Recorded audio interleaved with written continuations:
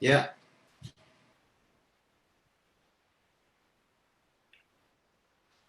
Good afternoon.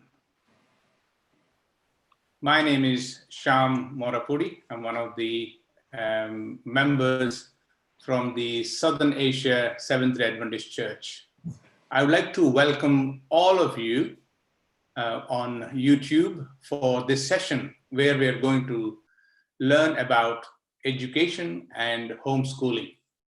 The Bible says in Proverbs 22:6, train up a child in the way he should go, and when he is old, he will not depart from it.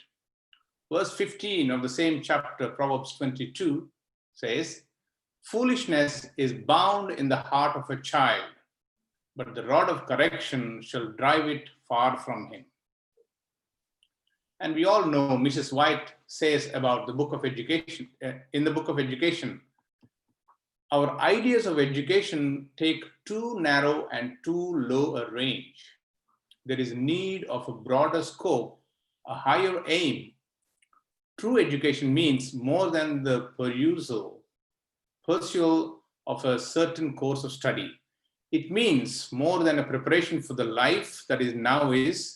It has to do with the whole being and with the whole period of existence possible to man. And she goes on to write, true education is the harmonious development of the physical, the mental, and the spiritual powers.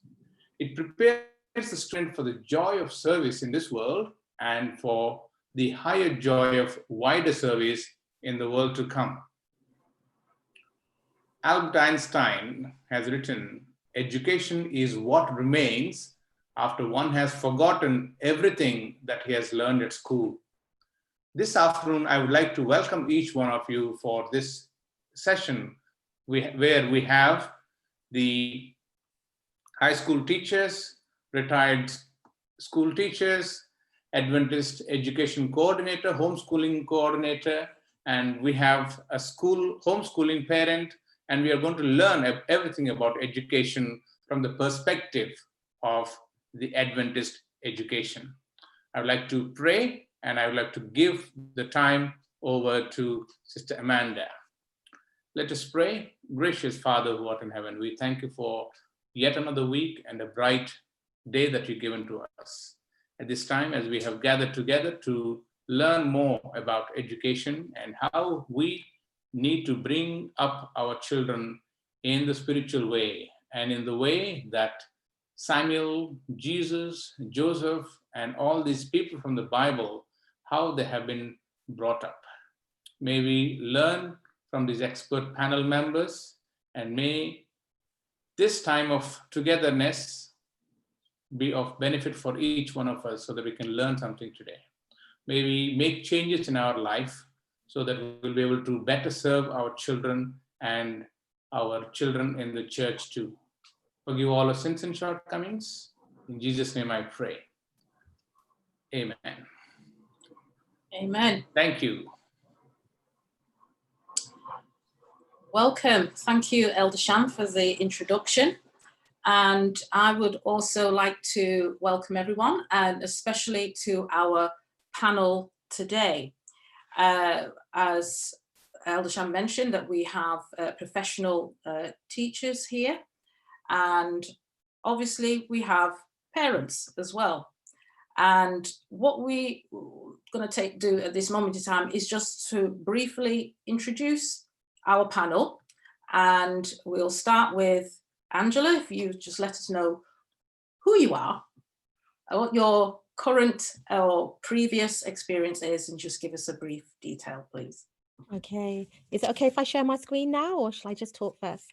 I can share. Do whatever. Okay. Good afternoon, everyone. My name is Angela Woodburn, and I'm just going to share my slide briefly with you, just to show a little bit about what I'm currently doing and what I have been doing. I am, first of all, a mother, a wife, and a teacher. I'm a teacher by profession, but I'm also a part of the Homeschool Association. So I've just got the slide up here, and just in brief, I'll just show you a couple of slides just to say what we're a little bit about. So I homeschooled my children. I think I will just go to that slide first. So I homeschooled my children for the last 16 years. So I'm a home educator as well. So we started a ministry called True Education Ministries. And this is where our journey began as homeschooling, a homeschooling family as well. So through our ministry, we began to support families. And really what we did was just support families. What we learned, we shared with others. So I'm also a part of the SDA Home Education Association. I'm one of the coordinators. We support families, Adventist families, in the practice of true education in the home. Here are a few of the team. There's officers, the advisory team, area coordinators. That's in brief. Our website is sdahomeeducation.org, where anybody can register or get more information there. There's also a YouTube channel. I also currently am the UK principal for the online school called Remnant Preparatory School. And we're the UK based. The original school is in America, and we support homeschooling families who have chosen to home educate. So we've got this balance between home education, supporting the families in the home. And yep, and that's our ministry. So I think in brief, that's a little bit about myself. My children, our children are 23, 21 and 18. We homeschooled them since the 23-year-old, our daughter, was 7. And through our ministry now, we have our daughter, she does some ministry as well to do with, she does some true education devotionals online, which some of you may have heard about. And through our ministry, we do some practical workshops, which we can get some more information about later on. So that's just in short, a little bit about myself. Thank you, Angela. And moving on to Nadine.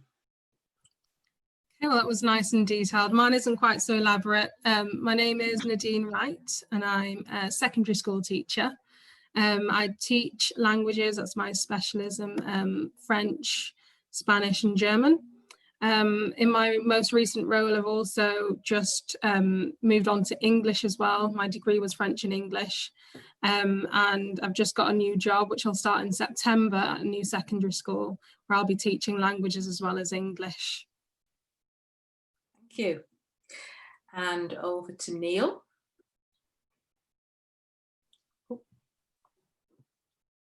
I think you need to take yourself off mute. Yeah.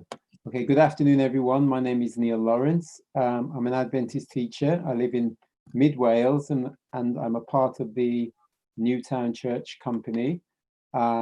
We currently homeschool our 6-year-old son. I taught for 7 years at the John Loughborough School in London.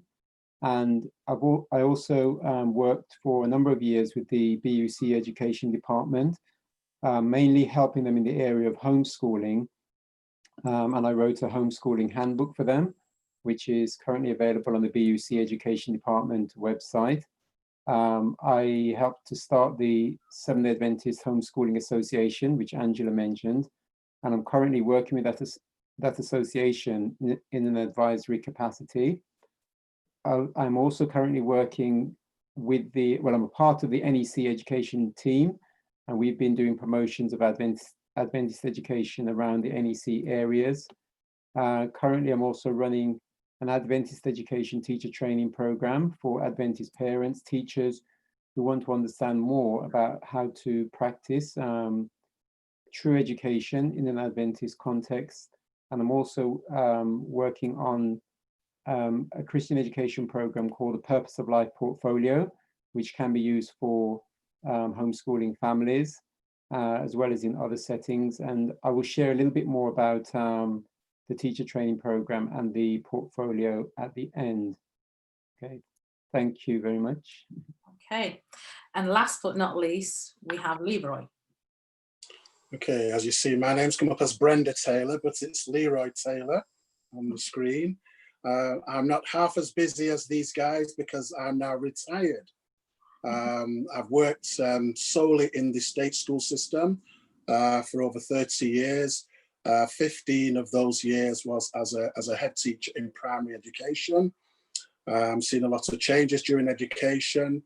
For over 20 years, I've also worked as an advocate where I've supported young people in residential care or who have been imprisoned.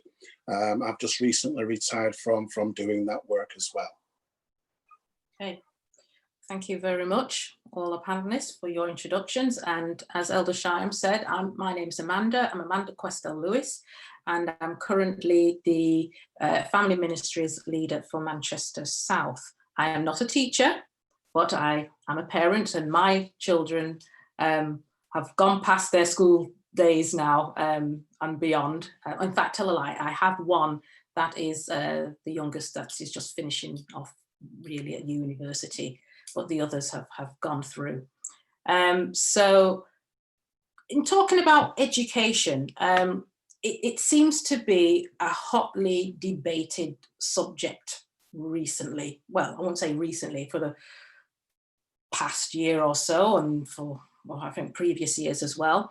But I think more recently now, education has come out because people say people need to be educated in light of Black Lives Matter. People are talking about educating people. We had education being an issue because parents were, you know, pushing for their rights because it was in what they felt like infringing on their rights as parents and what their children are being taught.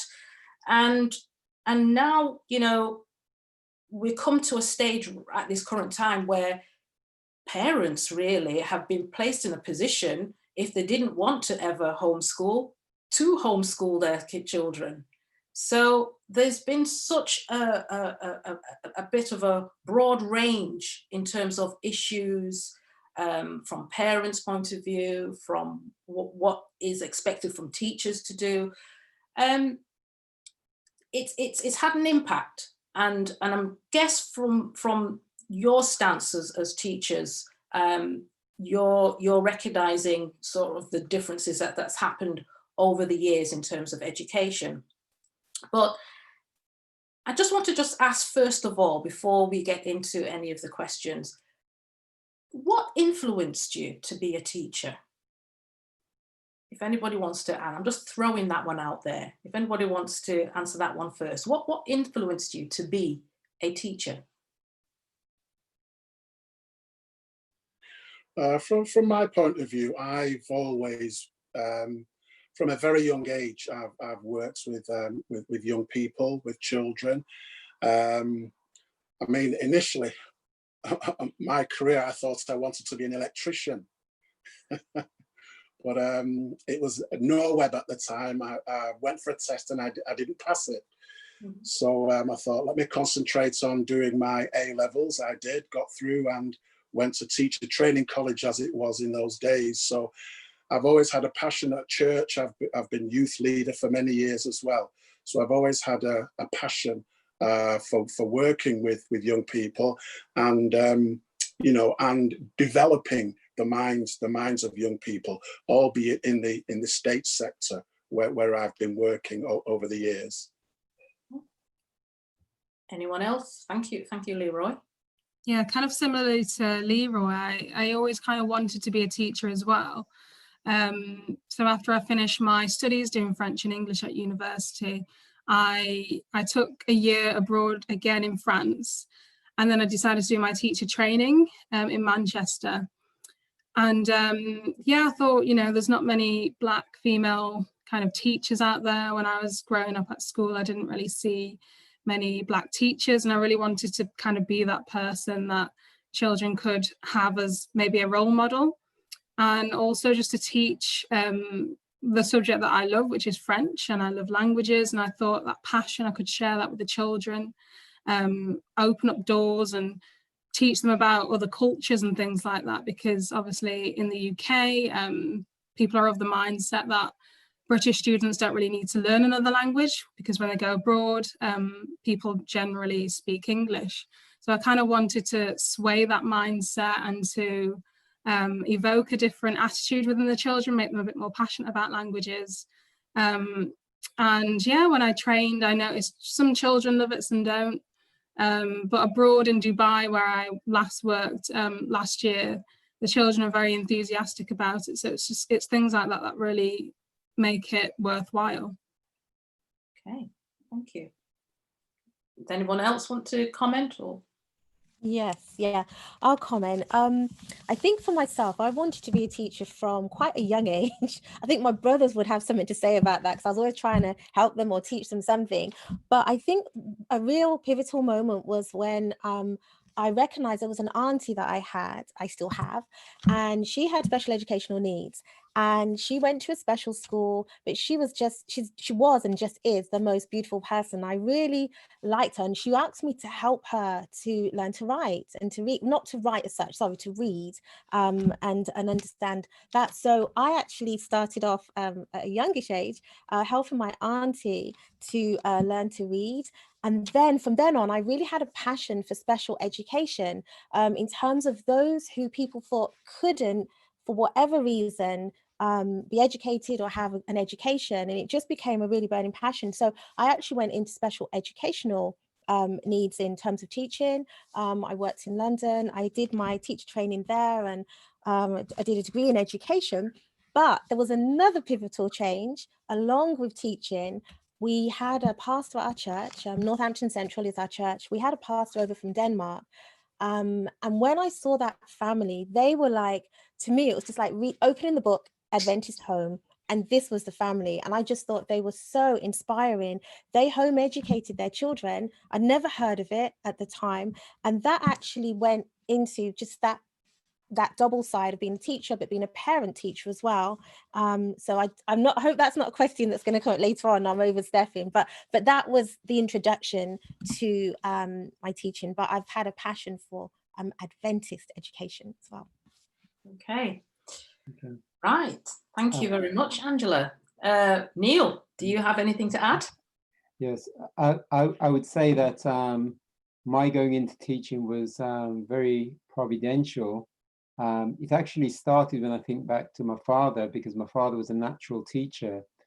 He didn't work in a school setting, but he was a teacher in the church context, you know, teaching Sabbath school, giving Bible studies. He was an elder. And I remember when I was young myself, the next sibling up from me, my brother, we used to talk about being teachers, but by the time I went to secondary school and university, I wasn't thinking about teaching or education in any way. And my plan when I went to university was to go into law, and I studied, half my degree was in law, and I was going to go on to train to be a solicitor, but I took a year out to be a student missionary. And it's interesting that the Lord led me to a school, which was a mission school in Arizona. Again, still not thinking that I was going into teaching. I worked there as an assistant boys dean. And then as a part of that time as a student missionary, I also had the opportunity to work in a prison ministry where I preached my first sermon, and I gave Bible studies, but still not thinking of going into teaching, you know, as a career. But when I came back to this country, I had the opportunity to teach part-time at John Loughborough. I hadn't done teacher training at that point, and I still wasn't thinking of going into teaching, but I taught part-time with the plan to just move on and carry on with what I had in mind, which was more ministry oriented.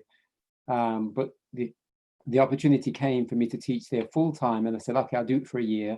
Well, 1 year turned out to be 7 years.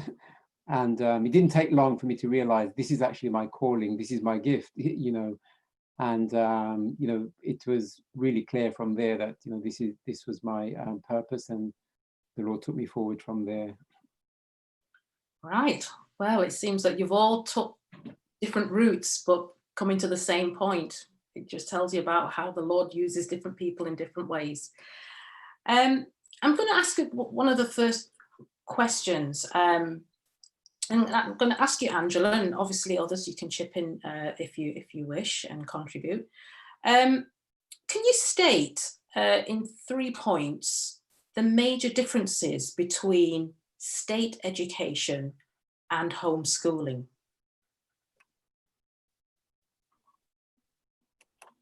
Okay. Right. I think now putting on my parent hat, of being a home educator, home educated my children for about 16 years. My youngest is now 18. So I think the difference being a teacher, I think one of the main differences is, it's probably quite obvious, is that when you're home educating compared to being in a school setting, you can tailor your curriculum, your child's learning to exactly, it really can be so down pat tailored into where they're at, both spiritually, where they are in their gifts, how their learning style, all of that. It's so broad and so wide in home educating because you know, we have 3 children, and I was able to adapt our home education program and our daily learning to exactly where they were at, and you could tweak it. I mean, I remember when we first started homeschooling in the first year, I think we changed our timetable about 6 times. You can't do that in a school. And then the good thing about that was an obvious difference. Couldn't do that in the school. What you're taught is what you have to learn. I think another point, a second point for me is very important, probably the first one actually, is the spiritual aspect. You know, when you're home educating, we've been able to bring in so many things, not just in terms of spiritually what they're learning. The curriculum that we used primarily for over 10 years of their learning is a Bible-based Adventist curriculum. And that particular curriculum was adapted so that it not only looks at the child's, you're working with the child where they're at spiritually, but their character development, which there's a lot of in home education, not only for the children, but for us. And so that was something else that we were able to incorporate: the spiritual, the mental. And we've heard the quote earlier on that Elder mentioned, is that true education is that harmonious development of the physical, spiritual, and mental. And we were really able to do that in home educating, you know, in the state school. So is that like 2.5 points? I think they're the main ones that come to mind at the moment. Okay. So you mentioned the spiritual, the mental, the physical. Mm-hmm. Did you mention social?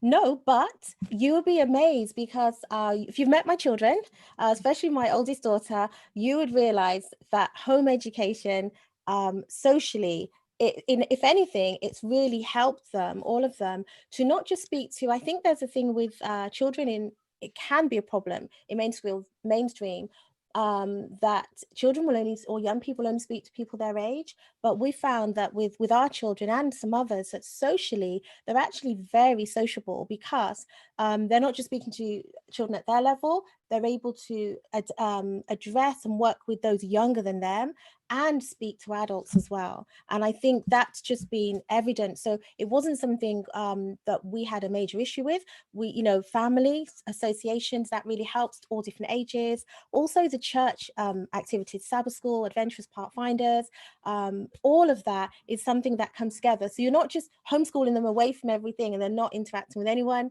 That social interaction at home is really important with the family and then with the church family. Also, they would, because my daughter was in school initially till she was 7, we would still meet up with her friends from school in the half-term breaks. So they're very sociable. We didn't have a problem with that. But I was looking, the quote was mentioned in terms of the harmonious development, that you're balancing those. Very often there can be a heavy side on the academics and the mental, but if you're balancing it with the spiritual and the physical, that's the counsel that we've been given. Okay, so it's more of a holistic, and so in a sense you're saying that in education itself, it although it's good, it has its merits and things, that it's quite structured, it's a bit rigid, it's a bit set. And is that what you're saying? Which there's a bit more flexibility with the homeschool? Absolutely, yes. Okay. I mean, but Leroy, what would you add from your experience? Would you agree with that? I mean, from the little that I know about homeschooling, I would say then that the family does have the flexibility to meet the individual needs of the child from, you know, people that I know that have homeschool. Obviously in school, you have the set curriculum, you have the national curriculum, that every child has to follow. And I mean, and I can see over the years that it does not suit every child.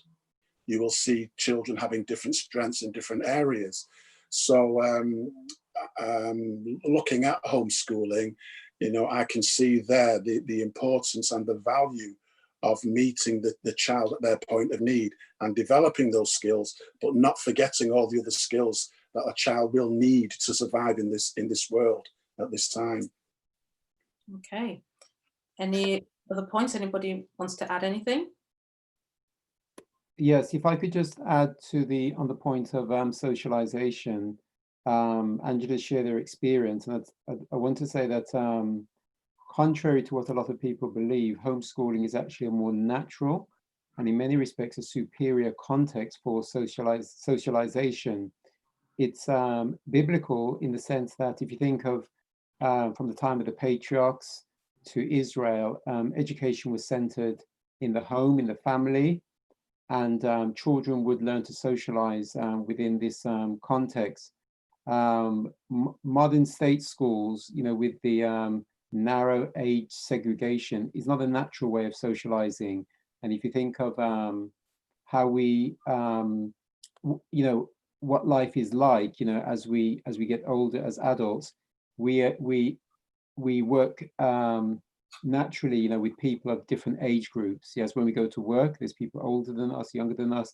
They're not all within 1 year of our age, and so even, you know, just the way that people socialize in society, homeschooling would be a better reflection of that. And also just say that coming to the question in terms of the differences, I think as Adventists, we have to realize that there is no scope for true education or Christian education in state schools, yes? And because we have very few church schools, homeschooling does provide one of the best opportunities currently for Adventist families to give their children an education that's consistent with our faith. So it is very different and uniquely provides, you know, some important opportunities for us as Adventists. You mentioned that state schools don't provide faith. Did you say about faith-based? No, Yeah. I said that they don't provide the opportunity for true education. Okay, right. So true education. So if I asked you the question then, because it might lead to it, but if I said to you, ask the question, why is there such a strong the dominance of Catholic and Church of England schools seem to dominate the education in primary and secondary schools? We've got a religious foundation of schools, and they seem to have a lot in our UK society. So how does that work? I mean, there's historical reasons as to why we have Church of England and Catholic schools, which are state funded. And I think going back to, well, even before the 19th century, I think the church always had a large part to play in education, yes? A lot of education took place within the church context. And as there was a rise in interest in mass education, the church naturally was at the forefront of this, Church of England. This country being a Protestant country also gave the opportunity for Catholics, you know, to establish schools. So that's, you know, part of the history, you know, and the long tradition of Church of England and Catholic schools, which are state funded. But when we look at things today, if you look at those schools, and I've worked in these kind of schools, they're not a lot different from non-faith schools. They have to follow the national curriculum. I know there are different types of Catholic school where some of them are more, if you like, more Catholic than others, or some of them are more, I think, geared just for Catholics, whereas they have other schools where any children of any faith can go to. But if you look at what they are offering and you compare it to what God has revealed to us as Seventh-day Adventists in education, it's far apart, yes? And so while the element of faith is important, and I can see even in state schools, the difference that it makes, yes? I worked as well in a Sikh school for 3 years, and I saw the difference that just having that religious dimension, especially when it's brought to the fore, it does make a difference, and it does enhance children's development and learning, yes, when there is some kind of recognition of God. But if that's the case in, you know, Catholic, Church of England, Sikh schools, Muslim schools, how much more so for us as Adventists, you know, if we practiced an education that was consistent with our faith, yeah. Okay. So you mentioned that about schools, about true education, and I'm going to come back to that point where you mentioned about true education. What is, if we could say, what is true education, and should we be following it?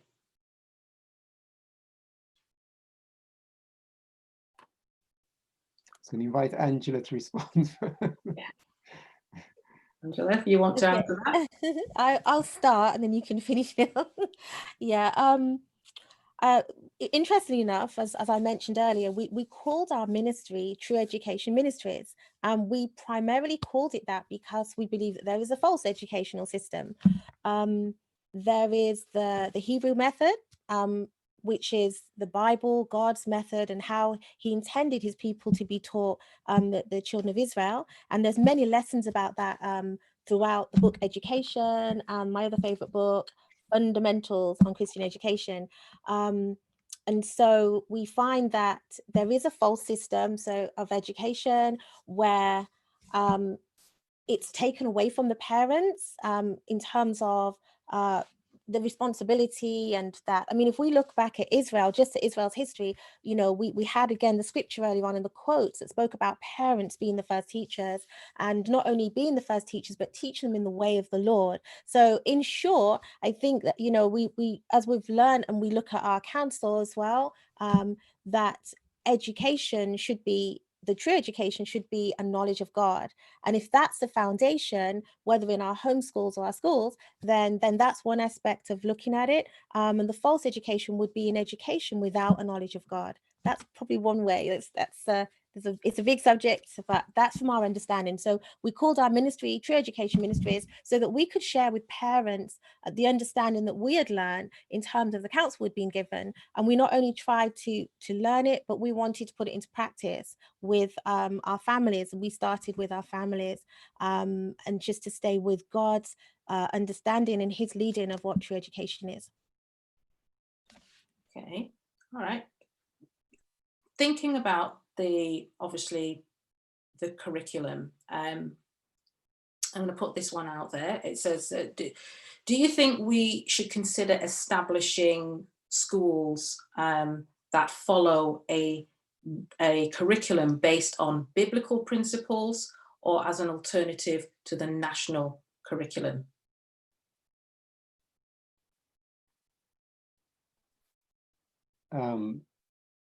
If I could respond to this one.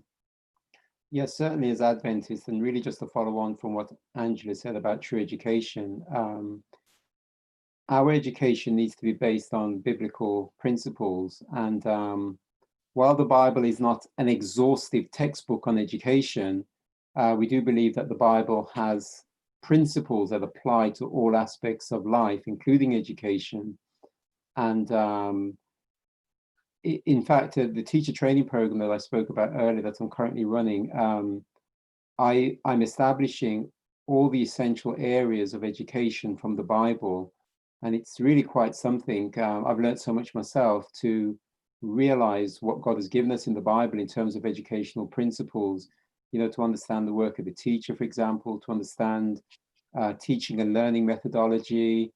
There's so much in the Bible in terms of the essential principles And of course, as Adventists, we have the writings of Ellen White on education, where she really is amplifying on these biblical principles. So in terms of our schools, there's no question that our schools should be biblically based in every aspect, including the curriculum. And there are different approaches to this. And I have seen schools, more so overseas that have attempted to, establish a Bible-based program. But it certainly can be done, and it's greatly needed at this time. And I believe that it would offer our children and young people a superior education in terms of, their all-round development. And biblically based means, or I should say that it's not just adding the Bible onto what otherwise would be a basically secular curriculum. It's where biblical principles are at the heart of everything, integrated into all aspects of learning. The whole school organization needs to be based on biblical principles, the way the school is managed. And this is what God has given to us. We've not seen it much in operation, perhaps not in this country, but this is what God has given to us. And I do believe that this is still necessary and will be done, from now down to the end of time, that God would have his people practice a truly biblical approach to education. I mean, the vast majority of our children, Seventh-day Adventist children, they will be attending a state school. Mm-hmm. So, because I'm not sure where you wanted this to go. Is it support for those who are homeschooling? Are we trying to get more parents to homeschool? Or are we offering support for the vast majority of children who attend state school, support for parents to do what they can with their children, with maybe an element of homeschooling as well, to counter what their children are getting in a state school? Mm-hmm. Yeah, that's a good point there. Yeah. Can I just say to Leroy's point that, yes, you're right. I mean, obviously the vast majority of Adventist children are in state schools. And one of the burdens that I have had, as I've gone around to churches doing education programs, is just to see how we can begin, to make this Adventist education that we have accessible, to our people. And so I came to the point where, because people, would ask questions, they would talk about the lack of Adventist schools. So I'd say, well, let's start, where we can. And so if parents, for example, church members, church leaders, are willing to acquaint themselves with our Adventist education principles, reading books like the book Education, and then looking at, I had the idea of what I call the Christian Education Supplementary School, where I thought, let's start something where parents, even if their children are in state schools, can begin to come together, maybe on a Sunday, using the local church hall, and can we begin to bring some of these Christian principles into our children's education, yes? Even looking at what they're doing at school, but bringing in a biblical Christian perspective so that our children are better equipped, to cope with some of the challenges that they face regarding their faith, when they're taught certain things. So these are all things that can be done as a starting point. And this could develop further, where there's a desire for, to actually start, to start schools, small church schools, local, church schools. So I agree that, it's starting where we, from where we are, and seeing how we can move forward, recognizing that for most Adventists, state schools, are the option, that they've chosen. Can I just say something about the second part of your point, Brother Leroy? It was, just in terms of home education, I think sometimes at large people are not aware how many families are homeschooling. We're a part of the SDA Home Education Support Group, and we have a WhatsApp group, and presently there's about 166 families on that group. And so that's across the UK, so England, Ireland, Scotland, Wales, and a few from Europe, and a couple from Africa, but mainly the UK. So these are the families that are either home educating presently, and then the association that I mentioned, some of those families are part of that. So those are the families that are Adventist families that are trying to, they're either home educating at the moment or homeschooling, we use it interchangeably, or they're thinking of it. And we as families that are or have been home educating, try and support those families so that they can, you know, lots, just general things, practical things, sharing ideas, giving suggestions. As I said, the Home School Association, the Home Education Association is there to help to continue with that. There is a Bible-based curriculum that I mentioned. It's a curriculum that we used in our homeschool, which is called the Sunlight Education Curriculum. It is a Bible-based curriculum written by Adventists, and it follows the principles that have been spoken about, those true education principles. And then, as I mentioned earlier, the Remnant Preparatory School, which we just started just last year. As I said, they've been in America, I think, about 6 years. It's not a literal school, but it is a virtual school. And again, the work that we do with families, working with the children, teaching them, is supporting those families. Because obviously to join this school, for instance, Remnant Preparatory School, you'd have to be, your child couldn't be in school, so they'd have to be deregistered or not attending that school to join this one. So that's why it's mainly a support for home educating families. So you're right, Brother Leader, there's a spectrum. The majority of our children are in mainstream schools.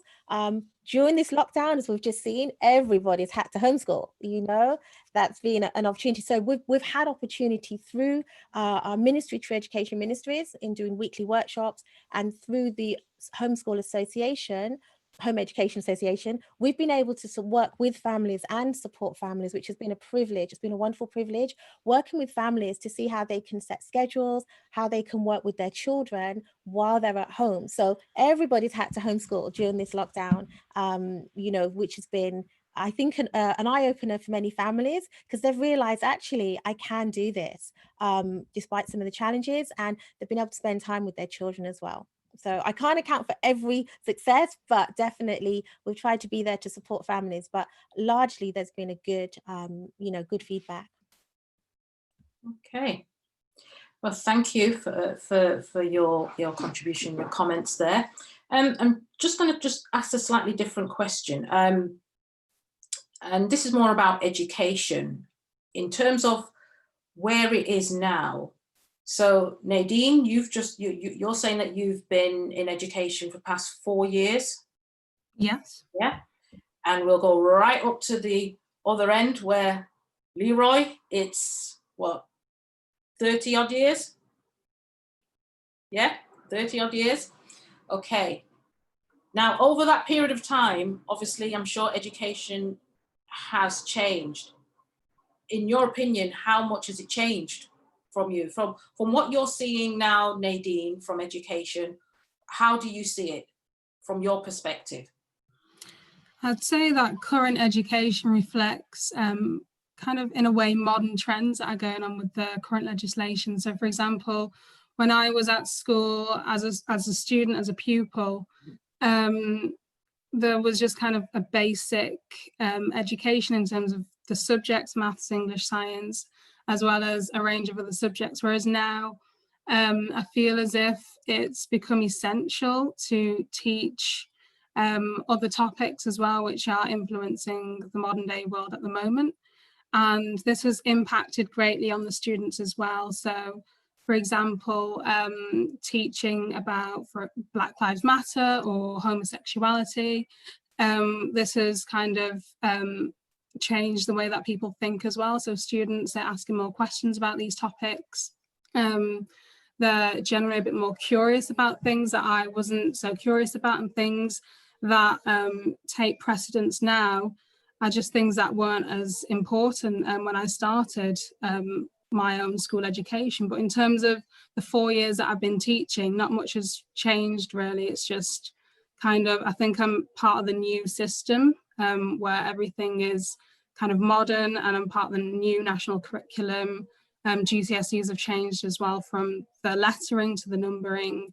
So I can't really say much in terms of how much I've noticed things change in the past 30 years or so, or 10 years, but I have seen definite changes. Okay.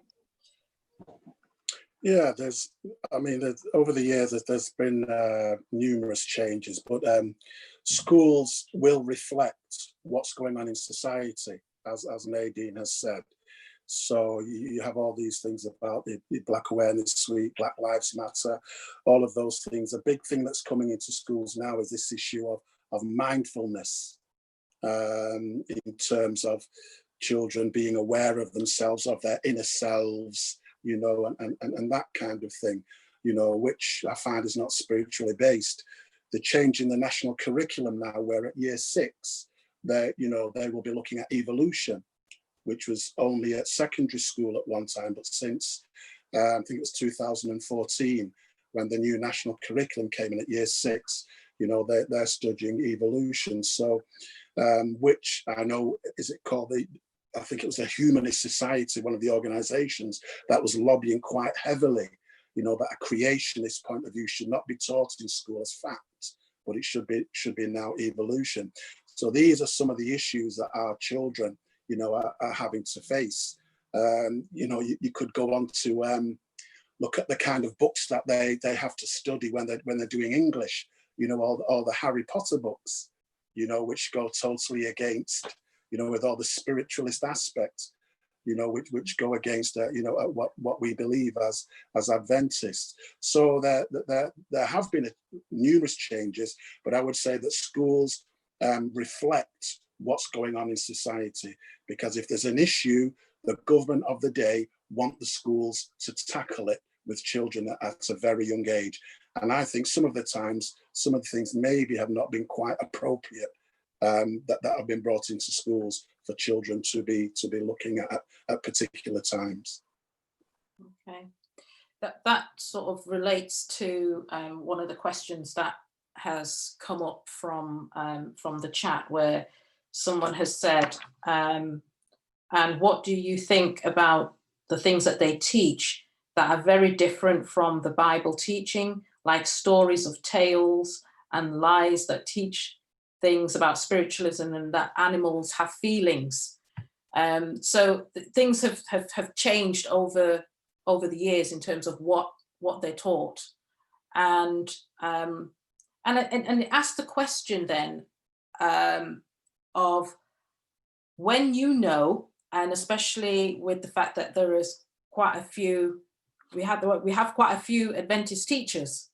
How do you think Adventist teachers may struggle with the fact that if it's certain subjects that you have to teach, how do you get around that?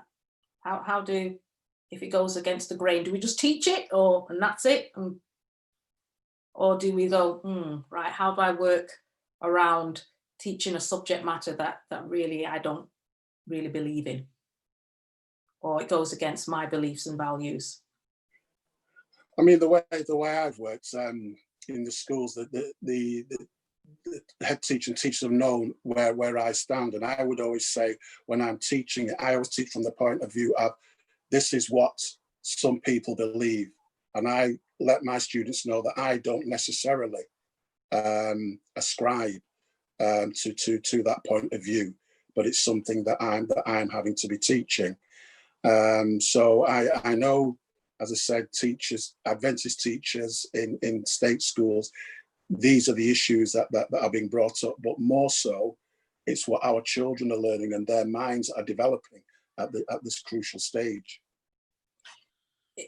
It's an interesting question you talk about children and minds, because we hear in Spirit of Prophecy, where it says, and when I'm in Spirit of Prophecy, I'm talking about books written by Ellen G. White, who we see as Adventists, as a spirit of prophecy, as a prophet who was able to write material about 100 years ago or plus, and the material that she has written years ago is so relevant to today.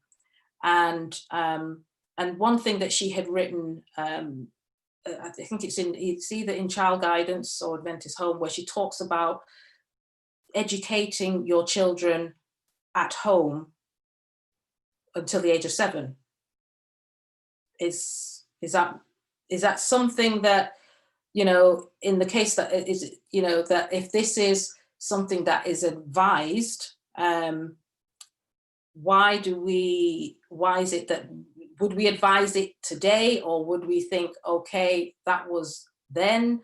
Or how do we see it today, especially in the times when I know for myself as a parent, I put my children in nursery at 3 and 4, and I think the youngest, my youngest daughter went into nursery when she just turned 1. And because I was working, I had to work, I had to get a job. So how do you do that? And especially if you're a lone parent and you got to have an income, you know, educating, if you wanted to home educate your child, how could you do that if you're a lone parent trying to get funds into the home financially to feel secure, and then you're thinking, oh no, you know what, maybe it's not a good thing if I educate my child at home until age 7. How do we do that? How is that feasible? It is feasible. There's many families. I mentioned that there's over 160 families on our home education group, SDA homeschooling group, and I know at least just minimum 5 parents who are single parents, and they are home educating. And there's probably more, but I know I can think of definitely 5 off the top of my head. And the way that they're managing financially is they're working from home. One mother in particular, she's a teacher by profession, so she's able to do her online teaching. So she does this very early in the morning before her child is up, and then she can then afterwards she has the rest of the day to home educate her child, and then she has a few hours afterwards. But because she's teaching other children, she's able to have her child there with her in the same room, and she gives her something else to do. So there's absolutely so many different ways. There's quite a few families, as I said, so definitely a couple of them are mainly working from home and doing tuition, so that they are able to home educate their own children from that young age. This particular mother that I'm mentioning, her daughter has never been to school. She's always home educated her. Okay. Can I just add on that, because you mentioned, Amanda, about the age 7, which Ellen White speaks about. Well, there are different quotes, but she also talks about parents being the only children until the children are somewhere between 8 to 10. And there has been some very good work done by, I don't know if people have heard of Raymond and Dorothy Moore, who were Adventist educators in America. I mean, they're dead now, but they were like pioneers in the homeschooling movement in America. And they did a lot of research, literature review, looking at some of the supporting evidence for why Ellen White said these things. And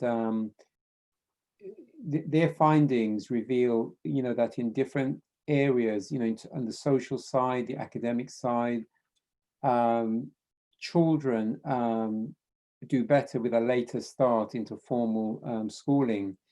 And so there's something that parents can offer their children, especially in the formative years, that even the best qualified teachers cannot offer. There's something about that bond that God has designed between parents and children that facilitates children's learning. I think of it as like a flower opening up to the sun. And generally, teachers, even in the best schools, cannot replace that. And so God has given parents the ability to do this. I mean, obviously, a lot of parents don't realize this, or because we're in a culture where most people go to school. But there is enough evidence, as Angela's given some examples there, of parents in different situations, difficult situations, but are determined that they want to give their children the best that they can, and God works out ways, for them to make this possible. But what I would also say, though, as well, is that it's very important that we think of this education matter as a corporate matter for us as a church. Yes, so it's not just that. While it's true that parents in the first instance, have that responsibility, you know, that God has placed on them for the education and training of their children. There's also the church context where we as a church need to take responsibility for all of our children.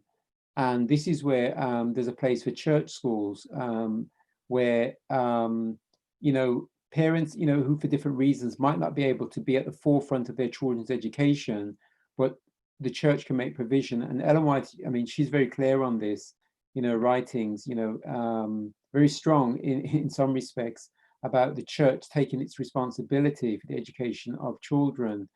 And this, I mean, the kind of schools, I mean, that she talks about at times is where it would really be what I would call like an extension of a homeschool, where you might have a group of families coming together and a teacher, a Christian teacher, working with them.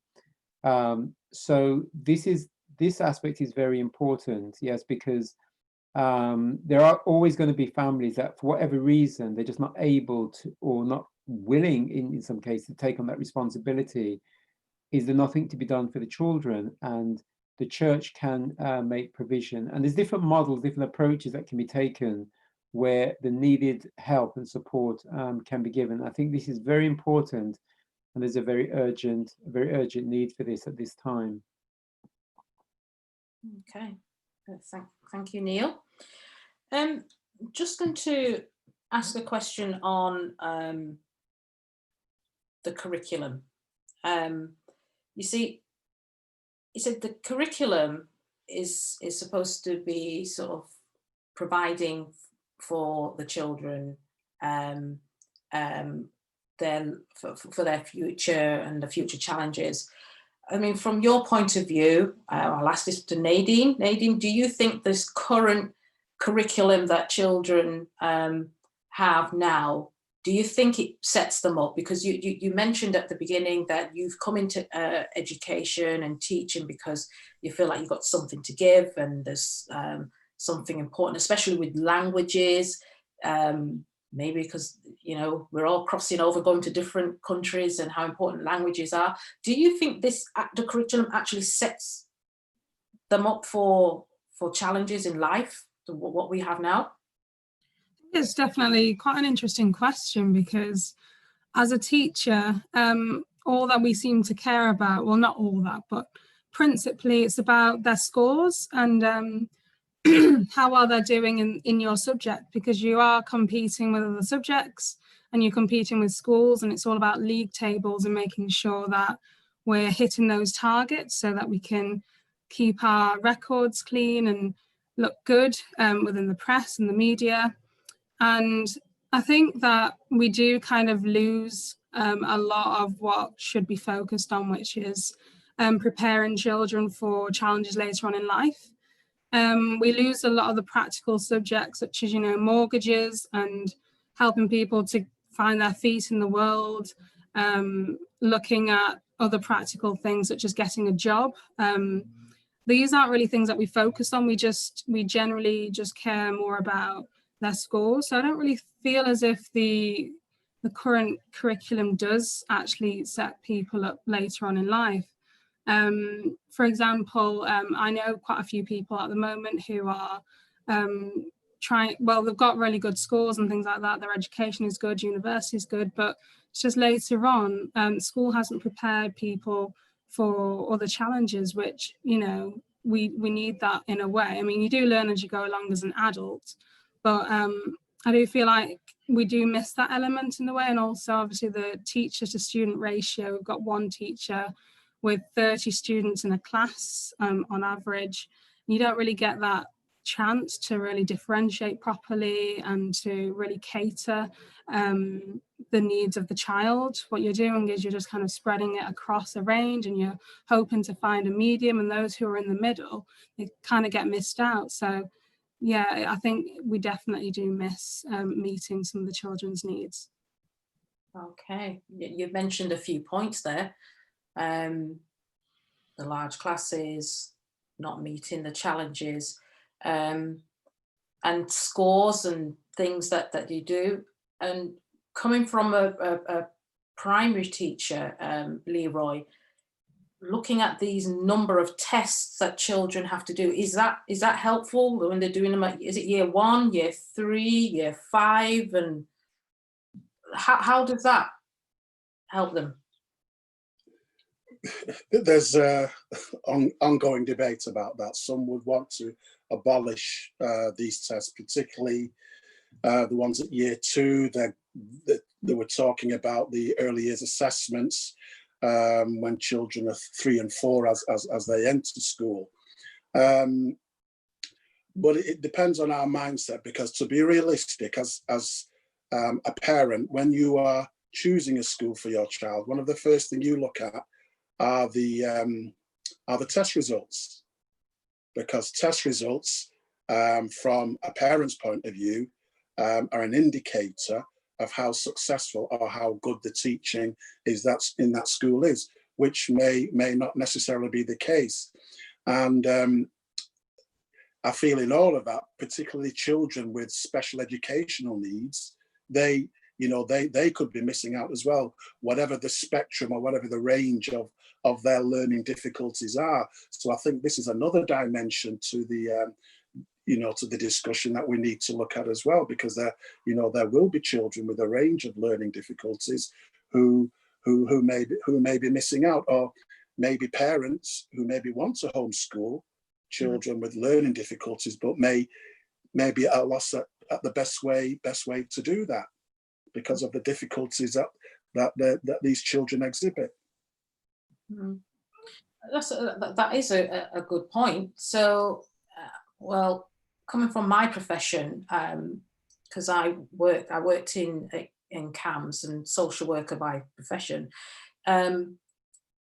When there were children that were struggling in education, and it was down to us trying to assess, well, what's going on, and we would try and ensure that they would have an educational psychologist to address what their frustrations were and pick up on some things, and there could be other things that a child might be exhibiting, and it could be down to dyslexia or dyscalculia, all these different things. And sometimes we have the experts in identifying that, and teachers were able to make comparisons with other children to pick out, all right, this young person is not really up at the level where they should be. So maybe it might require an assessment.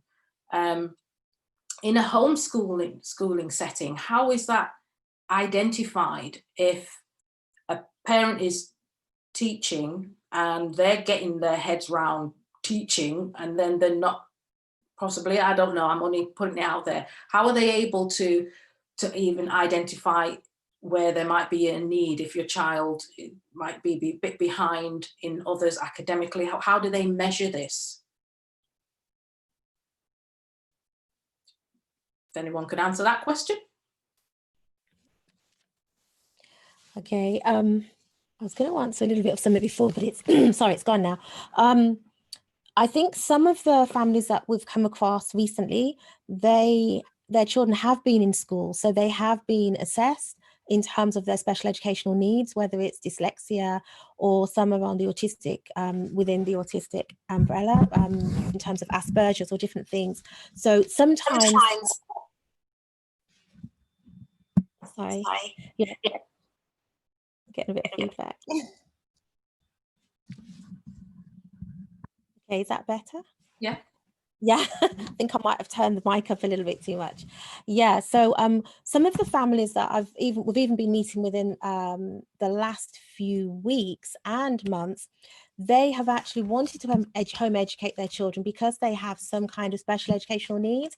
And we do have families currently that have children, so we've been able to get them to share and liaise. So in terms of a diagnosis or an assessment, that has usually been done in school with the links that you've mentioned, that through the various services that are available. So they've had those assessments for most of the time before they come, and then there are families that can share and help with that experience. But also, I from what I understand as well, if your child is on an EH, an educational care plan, it's the plan where they've got, if they've got special educational needs, sorry, getting my words mixed up. So they can and still get that support from their LEA or the services that they've been allocated. With one of my children, they actually have dyslexia. So it's interesting that Brother Neil mentioned the Moors. I actually kind of just ate up some of these books. There was this book, this is called Homespun Kids, Homespun Schools. There's another one called Better Late Than Early. But the Moors really, they had a program and just their content is just for any child, whether they've got special educational needs or not. And as we mentioned, because with home education, you can make your you can tailor what you're doing with them. Your child's able to get that 1-to-1 or 1-to-2, 1-to-3, depending how many children you've got. But definitely the agencies that are available, they do still give support to families that need it. Okay. Right, thank you for that, Angela. I've got a question that's come up. It says, oh dear, where is it now? One of the questions is, it says, oh, okay, hold on, I'm coming with the question right now. Okay, do you think our current SDA schools deliver a true education? So it's about how many SDA schools do we have? And do they deliver a true education? That's come from the chat. Anybody want to answer that one? Well, somebody else is getting ready to answer. I can only speak for the school that we're with presently, and the Remnant Preparatory School. And yes, it is based on true education principles. However, I can't speak for the others. I don't know. I can't speak for the others. I think currently we have about 6 Adventist schools in this country. We have had more, but it's 6 that we have presently. And as I shared earlier, I did teach for 7 years at the John Loughborough School, which no longer is in operation. And that was an opportunity for me, because I had learned something about the principles of true education before I taught at John Loughborough. In fact, it was while I was a student missionary that I first became acquainted with principles of true education, biblical principles in the writings of Ellen White. And for me, it was quite new, even though I'd been born and raised an Adventist, but my whole education up to that point had been secular. And so coming to John Loughborough was an opportunity for me to try to put into practice some of the things that I had learned about true education. And it was challenging, because I would say that things generally were not done, you know, with an understanding, a real understanding of what true education was. I think people, you know, teachers did their best, you know, and certainly there were good contributions, you know, that were made to the lives of, you know, the children. But I think, you know, looking at our schools generally, certainly in the context of this country, I think we've generally followed a secular model. And what we've sought to do is to kind of Christianize it and add on some Christian, you know, Adventist elements, yes. And I think this really is probably because there's just been a general lack of,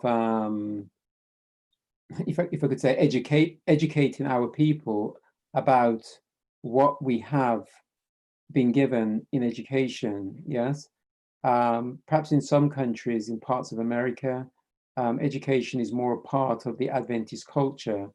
I don't think it's ever really been a big part of the Adventist culture in this country since Adventism arrived here.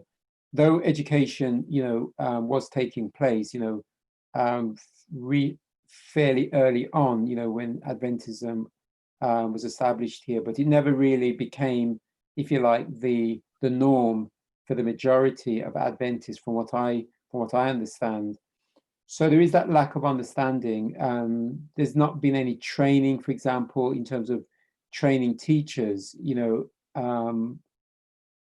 on the principles of true education. So this is just reflected really in what we see in our schools. Most Adventist teachers in our schools would have been trained in the world. They would have had a secular education themselves. And they come, you know, with varying degrees of understanding of what our education work is about as Adventists. So this is what we see. But I would say it is, it's not to cast blame, but it's to see the opportunity, you know, that if we are willing to come to terms with the fact that God has specifically given us counsels on education, yes, we have a faith as Adventists that is Bible based. Yeah, we think of our teachings, yes, our doctrines, they're all Bible based. Then certainly our approach to education should be Bible based. I understand that the General Conference has been considering making education another fundamental belief. I don't know if people are familiar with that. I'm not sure where they are in this process, but this is something that has been put forward. We have a Sabbath school lesson coming up on education, which I'm quite interested to see what it will be about. That will be next quarter, and that hopefully will play a part in, you know, educating our people about what true education is, and it will have an impact on our schools. So yes, I think that's the current situation, and there's historical reasons for this, but I think it's to move forward and say, what can we do with the existing schools that we have, in moving in the direction of true education, and also establishing new schools based on the principles of true education. I think it's easier in many respects to start a school from scratch based on the true principles than to try to reform existing schools. But nonetheless, let's try and do all that we can, you know, with the schools that we have in moving forward. And if we are teachable, if we are, you know, we are willing to recognize our need, I think God can do something for us. Yeah. You mentioned an interesting point there, because this is one of the questions that has come up in the chat as well. Well, there's a school in Birmingham, there's schools down south, there's none in the north. We have no schools, Adventist schools in the north. We do have a lot of Adventist teachers. I have to say there's 2 in my family alone. There is one school in the north, in the NEC, that's Harper Bell School. Well, I mean, when I say north, I mean North England. Okay. No, not in the conference. North I mean, of Birmingham. Yes, it's Midlands. That's the Midlands. We're talking north, northwest, not anything up above the Midlands.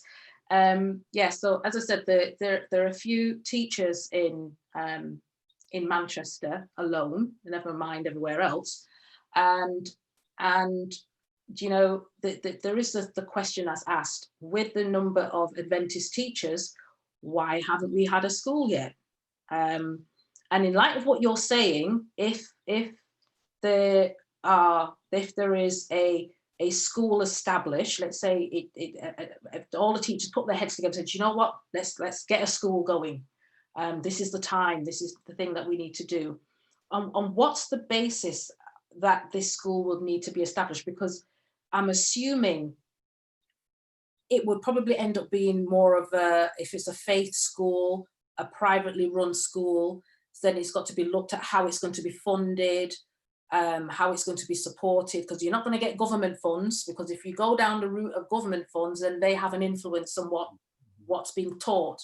So if this is going to be strictly down to Adventists, there will be, I'm just wondering whether is it something in the teachers' mindsets that they have to establish in their own heads that, do you know what, this isn't about me in the career development, getting up the ladder. It's about how do I nurture individuals to know Christ, share the gospel, and and also get them with their characters ready for heaven. Yeah. So I'm assuming that we can't exactly go down the route in terms of what other schools would want to, how they want to run it in their systems, and you know, going up the ladders here, there. Now, not to say that we're not about progress, but it's how it's going to be funded. It might be that you might not get the amount of salary that you would get in a state school that you would get in a faith school. Am I thinking around the right lines? Because obviously a teacher would still need to have something to get a cost of living to keep them going. So how does that work? If we were to say, right, let's look at having a church school in Manchester, what would be the way in which we would have to set that up? Or what would the teacher have to have in their mindset before they say, this is what I want to do? What would they need to know? Yeah, I think this is a very, very important question. And I mean, the fact that somebody is a teacher and an Adventist doesn't automatically mean that they are qualified or equipped to work in an Adventist school that is truly following, you know, the God-given principles of true education. And there are many Adventist teachers who are teaching out there in state schools.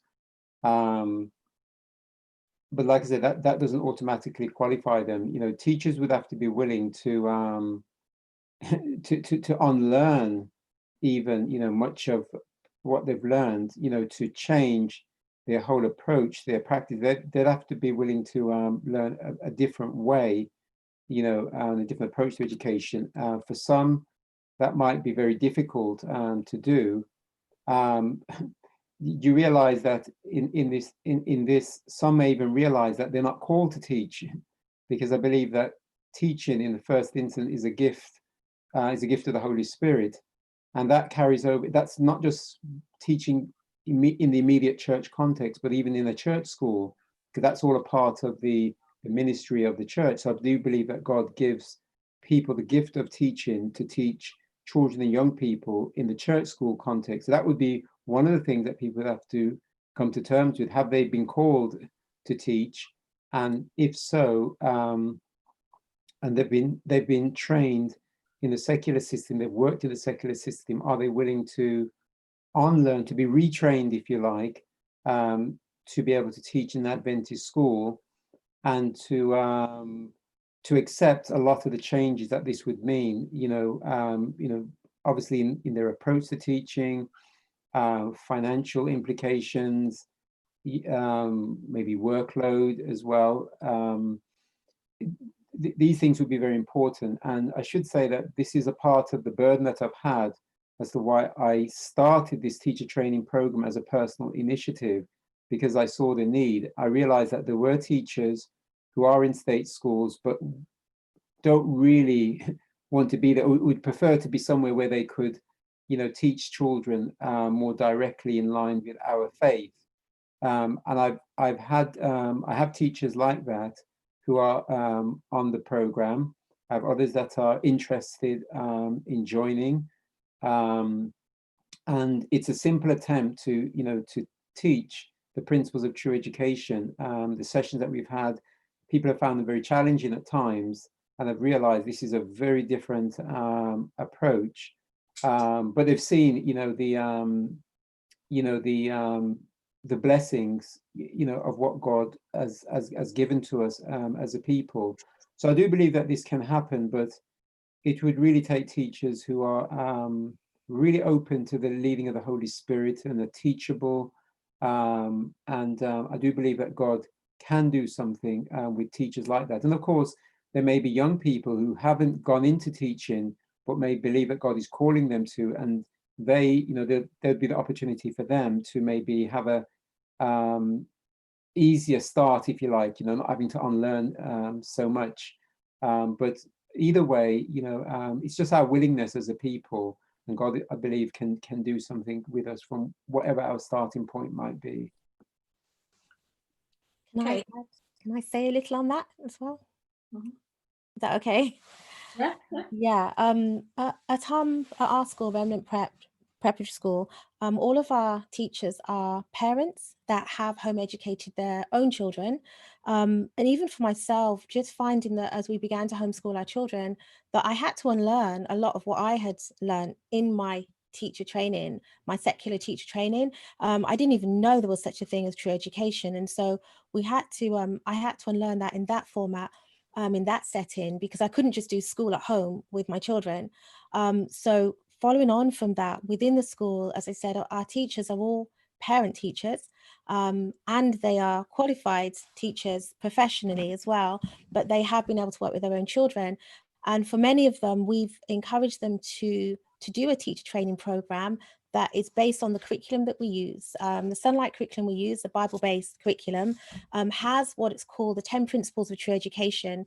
And that's based on the book Education, Fundamentals of Christian Education, Child Guidance, Adventist Home. It's all of these things combined, and obviously the Bible itself.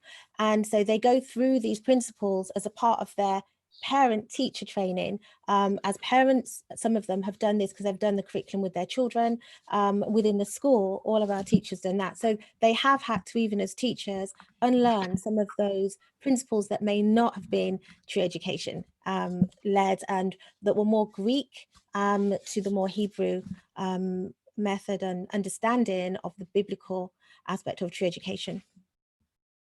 Okay. So can I ask then, I mean, maybe the answer's been said already. Who is responsible for teaching our children? Leroy, is it, can we say that this is Whitehall, is the UN, the local authority, school governors, parents? Whose responsibility belong to? Well, at a local level, it's the governor's responsibility. So it's the governors who who manage the school, and the head teacher follows the directive of the board of governors. So as I said, in the schooling system, that is where it goes. But listening to Angela and Neil, if we're looking at true education, we all know that the Bible gives us our true education. That is our starting point. You know what the Lord says. You know, so again, that's the dilemma that our parents have to face. It's an economic factor. Can we afford to send our children to a church school? It's making that commitment. If we want to teach our children at home, and finding the resources that have been offered, that are being offered here today to support that. You know, alternatively, you have the state system, which I said the majority of our children will attend, but I think parents will have to find a way of queuing into what Angela and Neil are doing, so that our children are getting as much of a balanced education as possible, and not just leaving it up to state schools to be teaching their children, because I think that's what a lot of our parents potentially could be doing, leaving it all just to the schools. And, you know, I think that can have consequences in the long run if we're not careful. Okay. Well, thank you for that point. So you're saying that it's the state, from a state school, the governors, the local authorities, they have a say or responsibility for about your children being educated. Or if we're going down the true education route, it's the parents. Does not the government or the local authority have some sort of say, even if you're homeschooling? I'm not sure. I couldn't say how much of a input the government has on that. Maybe Angela has more information on that aspect. Whether Ofsted would knock on your door and say, "Can I see what you're doing with your children?" Okay, yeah, they're your local education authority, your LEA. They in the area that you live in, the catchment area that you're in, they will usually contact a parent if once they've deregistered their child from school. So any children that are in school, in order to home educate them, just as if you were going to send them to another school, you have to deregister them. So that process is simply a letter and letting them know that your child will no longer be attending that school and you would like to deregister them, or you'd like to have them taken off that school, the school list that they're on. And then once that's done, normally the LEA in your area will contact the parent, and they'll initially contact them. It does differ from county to county. Even Scotland, England, Wales, there's a slight differences. In Scotland, for instance, you need to give a certain amount of notice before they leave school. You deregister them. And then during that time, they'll ask the child directly questions about the education they're going to have. It differs a little bit as we come down into England and Wales, but again, it's down to your local LEA and whether they send out a representative. Normally, they'll contact the parent by letter. So once the parent deregisters their child, then the school will. The parent doesn't need to do it. The school will contact the local LEA, and then what will happen is they will contact the parents by letter usually, and they may offer services. There's been a couple of rare occasions where the child was in another situation where they had some issues, some social issues. So they wanted clarification. So once they got that clarification, they were fine. They wanted to know how the child was going to be educated, because we tend to generally say to the families, there's a particular website, there might be a few more now, and they have a sample letter, and we say, you know, if you download that sample letter, everything you need is in there. But what we're finding now is that some LEAs are saying, okay, when you say I want to take my child out of school to deregister them, and I will educate them otherwise, some of them are saying, what do you mean educate otherwise? And they want you to be a bit more specific, to say I'm going to home educate them. Therefore, it is the parent's responsibility by law. It's the parent's responsibility, particularly when they've left school. So yeah, so the LEA, they won't directly come knocking on the door, but they will contact you. They'll offer you services. They may ask some more questions. They may also ask to see a schedule, or they might inquire about, okay, what's your schedule going to be like? What social interaction are they having? Do you intend for them to do GCSEs or the new, you know, to do national qualifications? And if that is the case, they will say, okay, we'll give you more support in that area if that's the route you want to go. But it really is up to the parent what they decide to do once they've deregistered them, and they, you know, they can get occasional letters or visits. We say always respond within 2 weeks and just let them know what you're doing. They want to know how children are doing, especially you know, from a social and welfare aspect. They need to know what's happening with the children that are at home. Okay, so in every local authority, once you deregister your child, the local authority has a say. So what if you've had a child and you didn't even register them in the first place? How is that done? Yeah, that happened with my youngest. Our youngest, she's never been to school. She's 18 now. So she nobody contacted us because I was home educating the others. But then through her hospital records, and, you know, they always immunizations and different things, they were in contact. And I think it was through that. And also when we were home, at one point, we got a letter to say, okay, you're home educating this child and this child. And then they asked the question, they said, do you have any other children at home? And I think it was about that point when she was maybe 9 that they asked, have you got other children at home? And then, yeah, we mentioned we have another child, what her name was, her age and so on. And then that's when they just included her when they would contact us. So yeah, if your child isn't, you don't have to contact anyone by law, because it's you know, it's lawful to educate your child, because it is the parent's responsibility once they are not in school. Okay, so the question is, if, let's just say, if a parent's education isn't up to par and the children are just kind of failing behind, but nobody's really noticing it, what happens in those situations? How is it monitored? Because I'm assuming not every parent has the aptitude to know how to teach, because Neil, you've mentioned it already, not everyone is up to being a teacher and being an Adventist teacher. and going through the true education.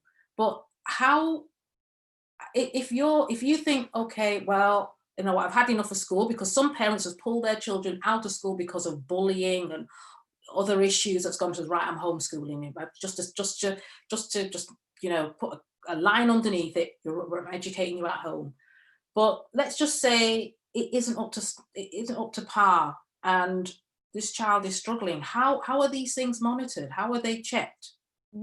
I do have another situation, another example where there was a mum home educating her children. English was her second language, and she was they were coming round yearly to monitor, to keep an eye on, and they suggested that her one of her children gets more support in their reading and writing. I think the child was a certain age and they weren't reading as they thought they should be, or writing, and they weren't as engaged. So they just said, you need to try and get some additional support.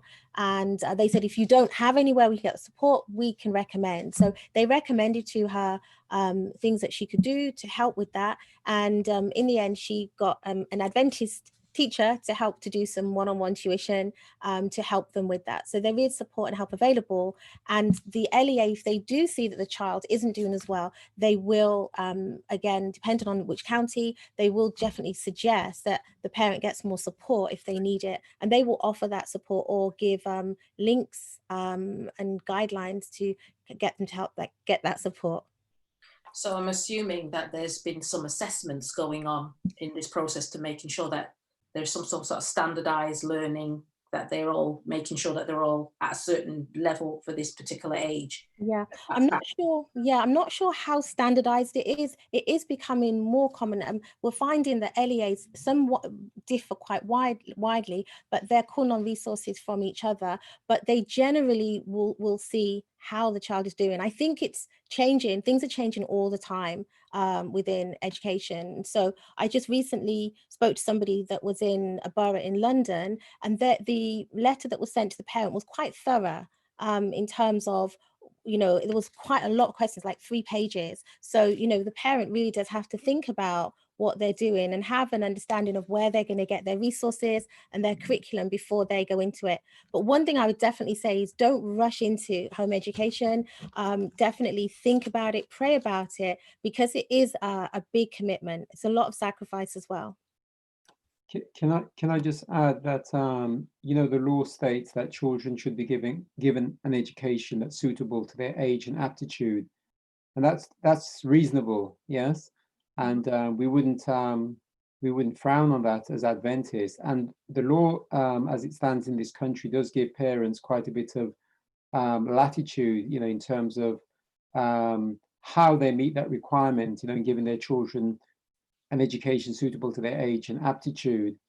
Now, I think what you're saying there, what you're asking, Amanda, if there are parents that are not able to do that, what then? Do we just say that, homeschool anyway? And I would say that let's remember, this is about the responsibility that God has given us, as parents, and it's not one to be taken lightly. And if for whatever reason parents are not able, they're not equipped, or maybe that, at a point in time, they cannot do it justice. This is where I believe, again, as a church, corporately, we need to have things in place where we can support one another. So, I mean, we have, the Homeschooling Association, which offers, some level of support. But I think there are other things that can be done as well to support parents. I mean, I mentioned earlier the idea of, families coming together where parents can share their expertise with each other. You can also have, teachers who might be willing to make a contribution. There may be other church members that have skills. They may not be formal teachers, but they may have skills that they can pass on to children. So it's quite different if you just look at it, as an individual family venture. Families in difficult situations could find it quite daunting and could find themselves in a difficult situation with the law, where they're not giving their children a suitable education. But this is where I said, as a church, you know, it would be good for us to have things in place where we can really support one another. And in fact, this was part of the work that I did with the BUC, where one of the previous education directors was keen to see that Adventist families who wanted to homeschool were not just off by themselves, you know, potentially getting into issues with the law, but that the church had some kind of support that it was making available to families. And I think there's, you know, perhaps still more that can be done, so that any parent that does want to give their children a true education is not, if you like, penalized from doing this because of their own circumstances, their own lack of abilities, but that as a church corporately, we will give whatever support we can, you know, for those parents and their children. Okay. Well, we're coming to the end now, but I just want to pull up on a point, because Nadine mentioned at the very beginning, she's mentioned about one of the subjects that she speaks, because she's a French teacher, and she feels that this is something that needs to be incorporated a bit more. Is that what you were saying, Nadine? Well, that French needs to be incorporated more. Yeah, well, I know it is, in the sense that, because it's one of the languages that we teach, but there's like core subjects, but you felt like it needs to be expanded a bit more. I think that what you were saying something at the beginning when you mentioned about. Yeah, I was just saying that generally British people tend to think that it's not as important as a subject, because obviously English takes precedence in other countries, and when they go abroad, people are generally speaking to them in English. Right. Thank you very much for clarifying that point for me again, Nadine.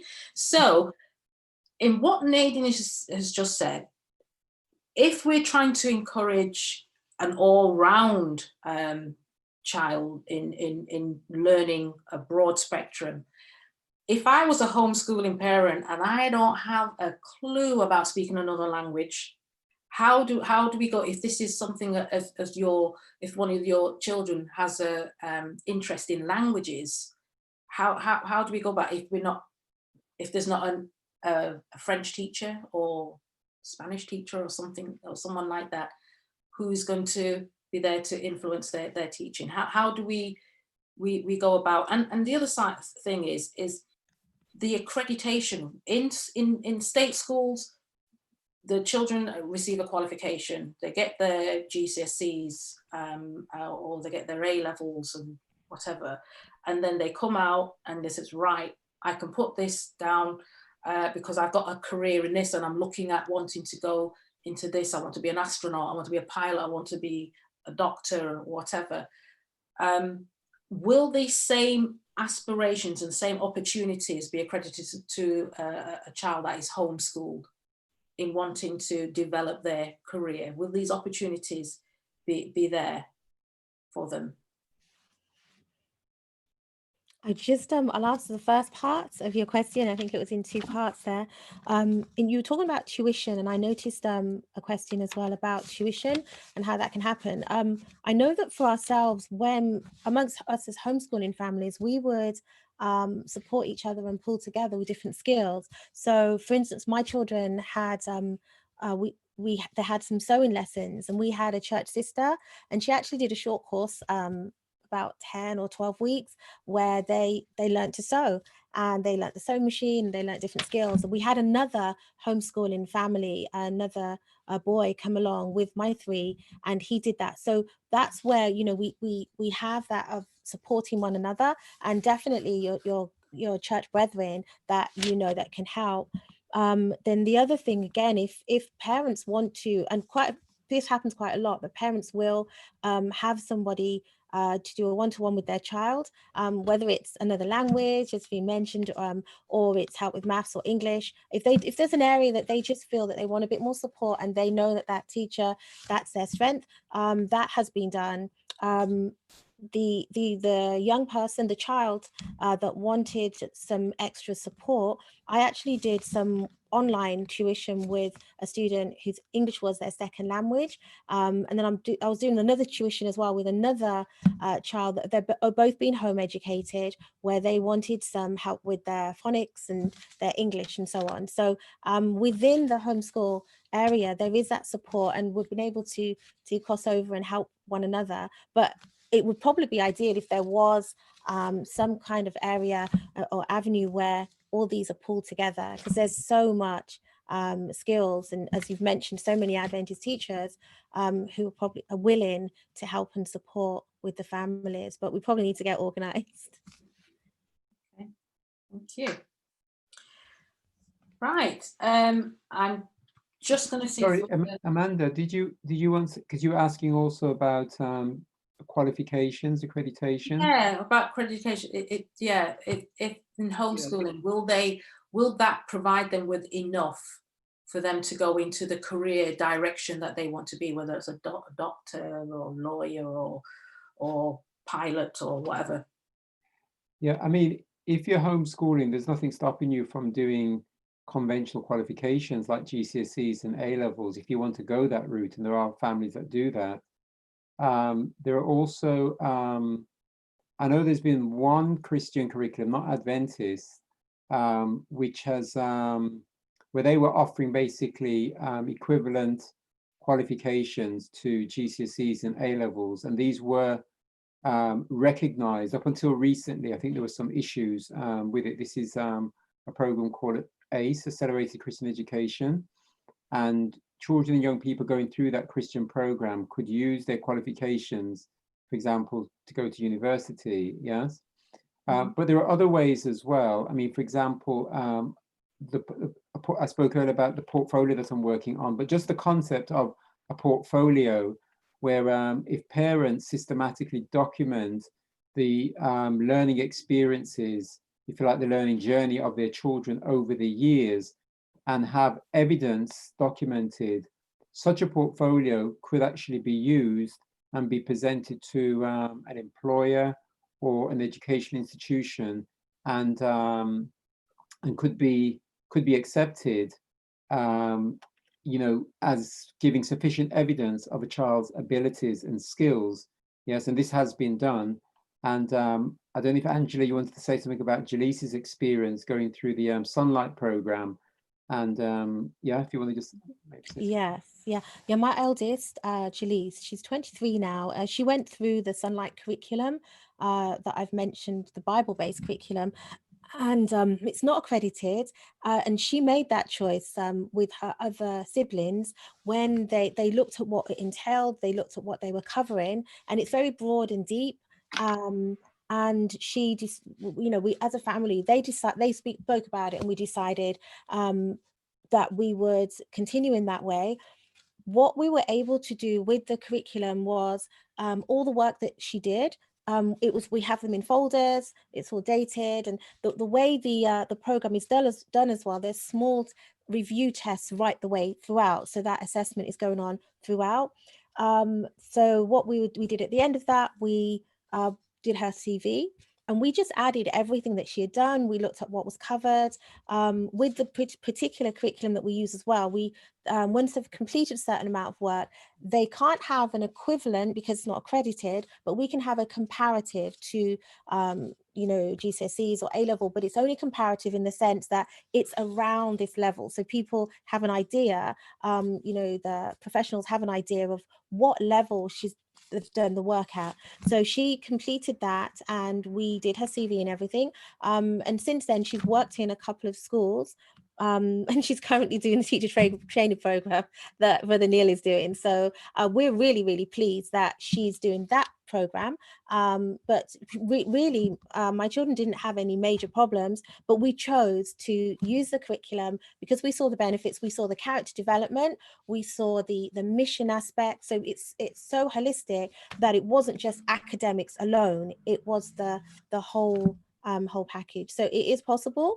But again, the options are there. As a homeschooling family, you can choose whatever route you want to do. You can do your any exams. You can do them as a external student, and you can do it online. You can go and visit. There's so many different ways. So it really is very broad, and there's a lot of opportunity, but you don't have to go that typical way. And yeah, I've seen with mine, that's just an example. Okay. Thank you both for commenting on that question. This is the final question that I'm going to put to you all. If you all had life to live again, let's say, would you go into teaching in the current, climate that we're in now with the national curriculum that we have?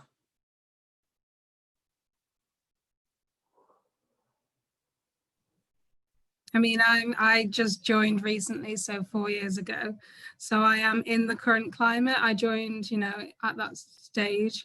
I have no regrets, really. I mean, obviously there's problems with discipline every now and then, having 30 children to control, and they've all got different interests and different things that keep them engaged. So it's about finding something that keeps them all well focused, getting them tasks which keep them calm, and also just knowing your boundaries and knowing when they need to be, disciplined and given a detention, etc. So I'd say that I'm very happy with the current climate. I've just joined a new school. It's an all-girls school.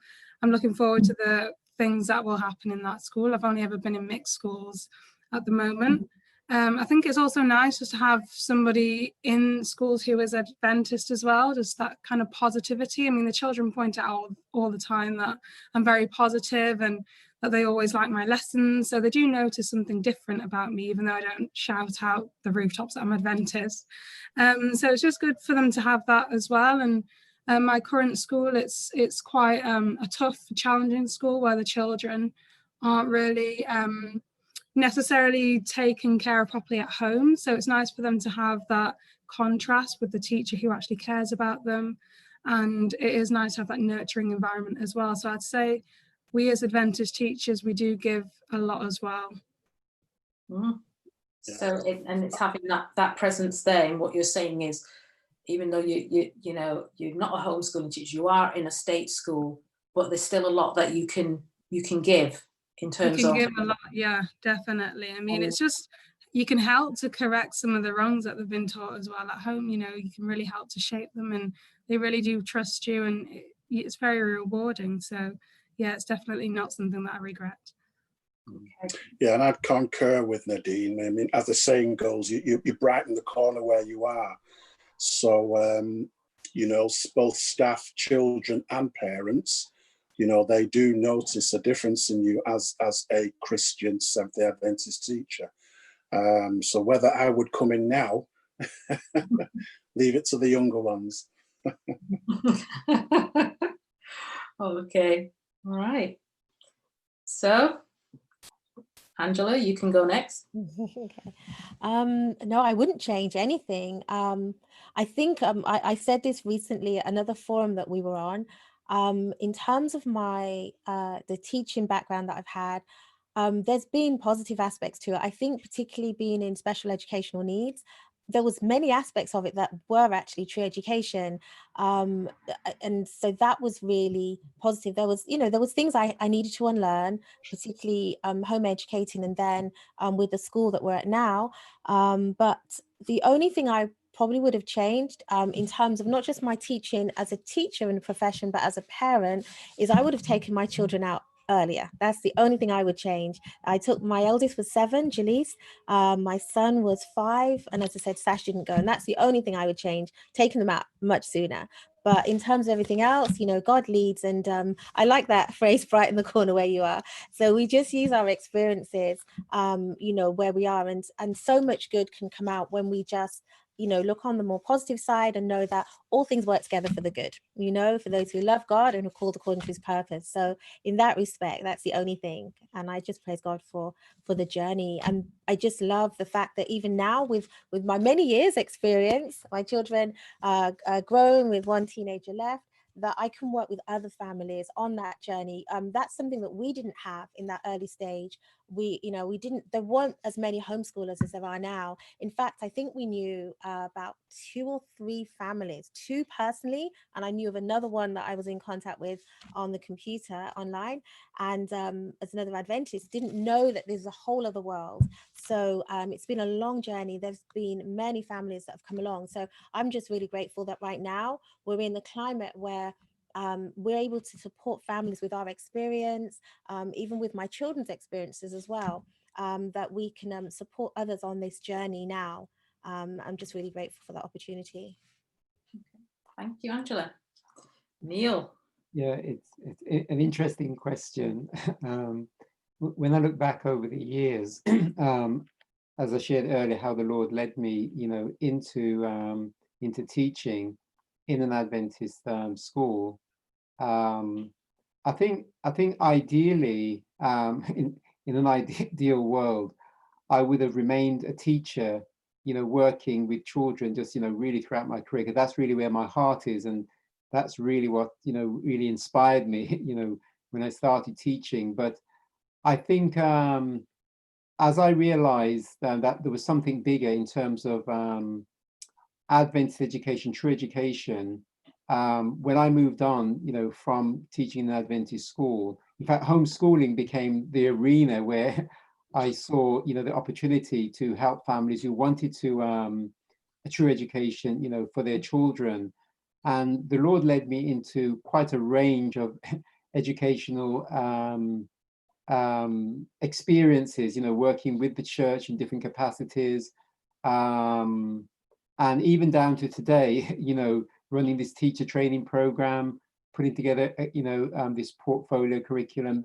These are things that I probably wouldn't have thought of doing, in my early years of teaching. But I think my teaching has very much been in the context of really wanting, true education for us as Adventists. So even though I've taught in state schools, other schools, I've never felt at home there. And I'd even say that when I look back, I wish I'd spent less time there in some of those schools and given a bit more of my energies to the real work of education, but by God's grace, I've tried to do what I can. And even when working in state schools, I think as Nadine shared, I've seen where I've been able to offer something, to children, but I've always felt limited. I'd like to do more, say more, but I'm kind of tied. And so I gravitate naturally to the work of true education, and, whatever else the Lord wants to do through me, I want it to be in the context of true education where I can really make a contribution, especially for, to our church, our children and young people, from now to the end of time, yes, to really make a contribution, because this really is where I believe real education is taking place. Yeah.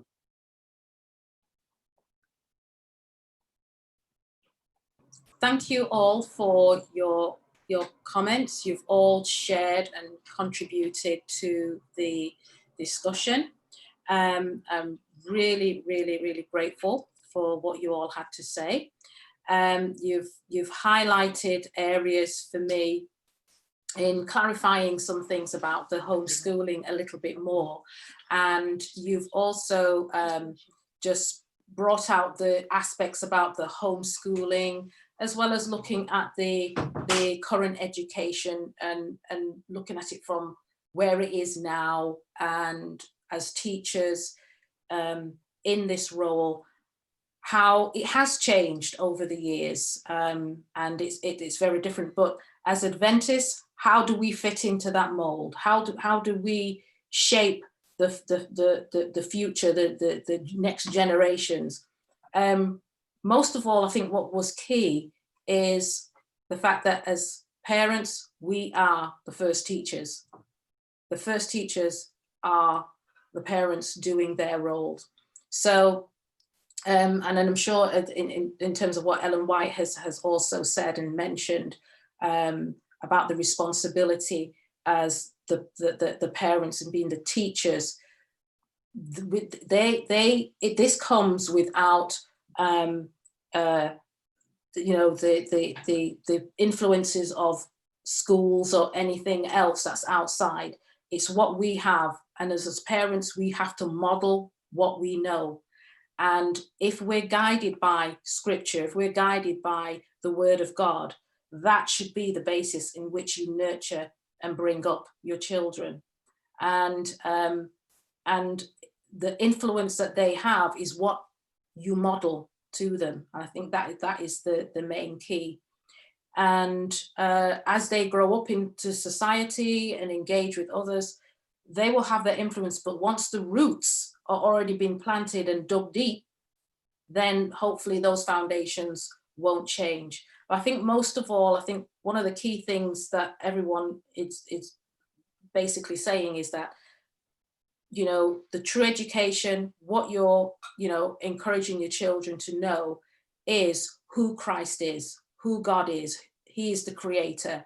He's the one who's principally is the person who should be shining out of all of this education that we have.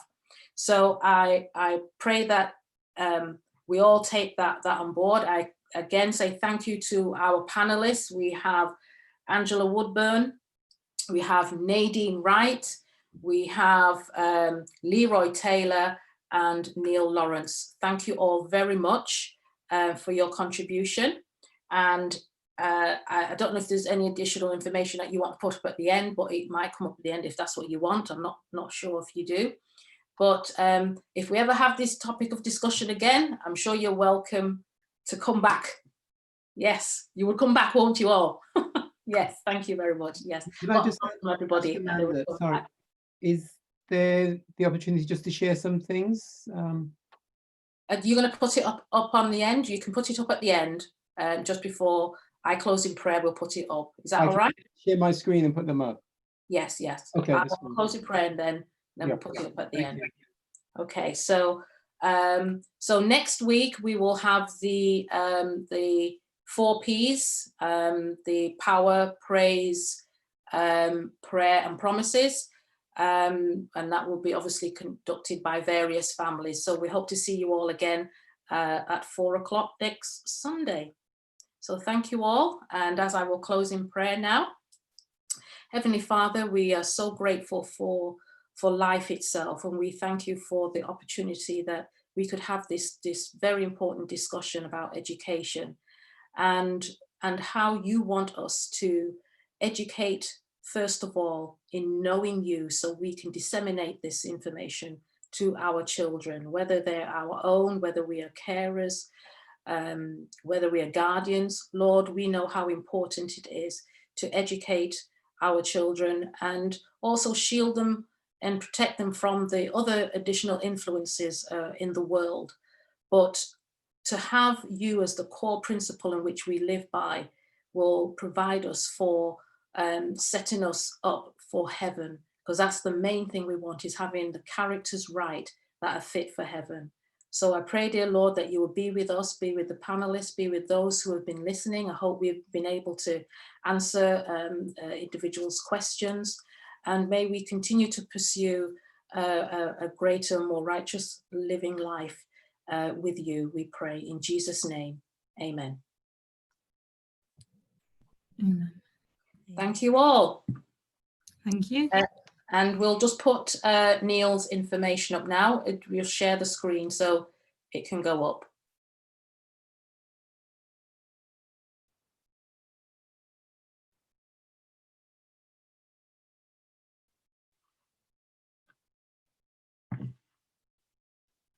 I think it's going up shortly. Okay. Have you got it up there, Neil? Yeah, just a couple of things to share. Okay, so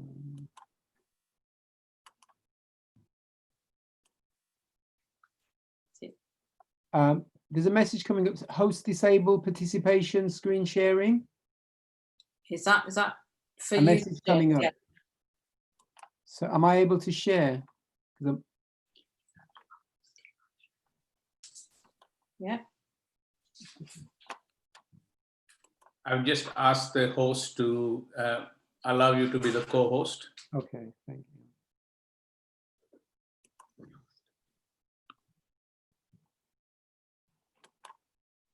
Still coming up, yeah. Do you like this to go on the YouTube presentation? It can do, yes. Or are you just sharing it with the panel, or for the? Oh, what's the best way? Because I just wanted to share it with everybody that has joined the session. Right. The host, I don't know if he's still around, Okay. because he needs to make you the co-host. So he's probably not at the computer. So I'm going to go off live. Okay. Okay. Because host is not available. Okay. I'm going, and then you can share it with us, and then we can disseminate it to our churches.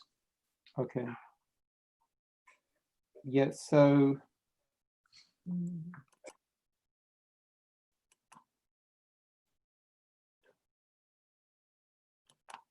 oh, okay. But not through, I can't share my screen. Okay.